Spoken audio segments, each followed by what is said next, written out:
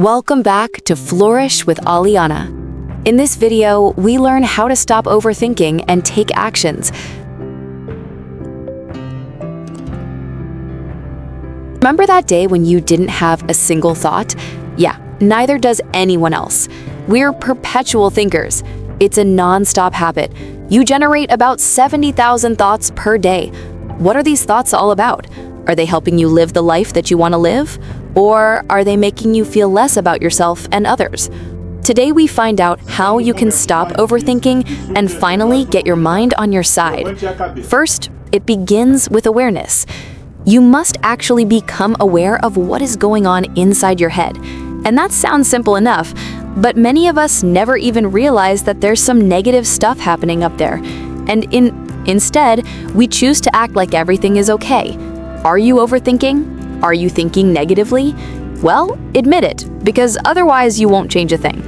Self-improvement begins with self-acceptance.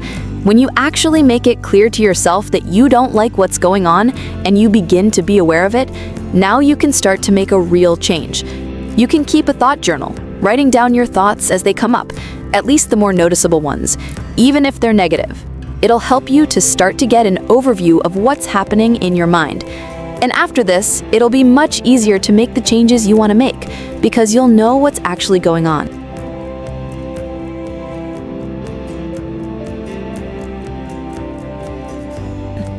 Secondly, use meditation. Yeah, use it. Not meditate because it's good for you and you should meditate, because it'll actually help you get what you want.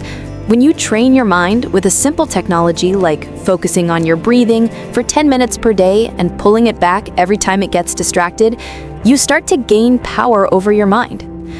Understand also that if you do not train your mind, it is guaranteed to run wild on you, like a crazy chimp. It'll mess up your state of mind, and in the end, it'll even mess up your life. So control it. Use meditation because it works. And don't be discouraged if you can't seem to stay focused in the beginning. Simply stay disciplined and continue to practice. This is one of the very best and most effective ways to beat overthinking, and it will absolutely work for you as long as you stay with it. Another way that you can train your mind quickly is by really focusing on the daily tasks and activities that you're engaged in, being fully present and aware as you're doing them, and not getting caught up by the noise in your head. When you're walking outside, breathe the air and pay attention to your environment. Don't let yourself walk around unconsciously and stuck in your own head. Even if you're doing something as simple as watching a video, actually watch the video and tune out the noise going on upstairs in the mind. We get so used to our daily activities after a while that you may notice you're thinking constantly. Chances are that if you've been doing it for a few years, this effect has really kicked in, and you're just in a constant stream of thought.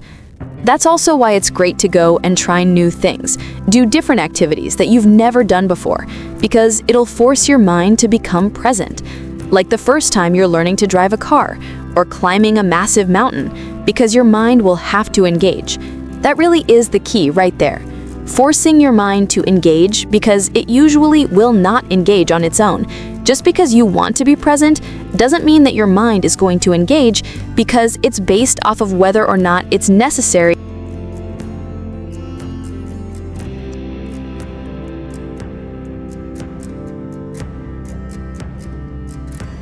Now, thirdly, you have to separate yourself from your thoughts. This goes hand in hand with training your mind. But the only time that our thoughts can do us any real harm is when we identify with them, when we begin to think that we are the thought. That voice in your head is exactly that, a voice. You can control it, you can shape it, and when you begin to understand this, you gain massive power over it. You can use your thinking to help you be productive and get closer to your goals. But if you let it run on autopilot, it is very likely that your life won't turn out the way that you want it to. So it's very important to always steer your thoughts in the right direction. And that's why it's so important to actually know what's going on in your mind. And that's why the self-awareness was the first step. One technique that has served me extremely well over the years is that anytime I became aware of a negative thought, I would redirect it by saying, how can I change this into something that helps me instead of something that holds me back? This one simple change done on a daily basis has led me to a place of close to no negative thoughts.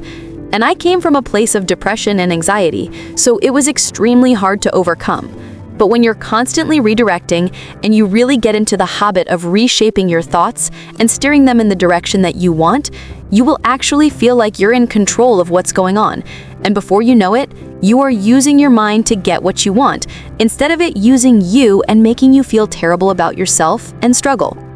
Remember that overthinking, especially if it's negative, is actually a bad habit. So by implementing these 3 keys that we've just gone over, you'll be able to become aware of your thoughts, begin to control them, and also separate yourself from the non-stop stream that goes through your head. So go ahead now, leave a comment down below. What have you been overthinking about? I'd love to hear from you, and I always reply.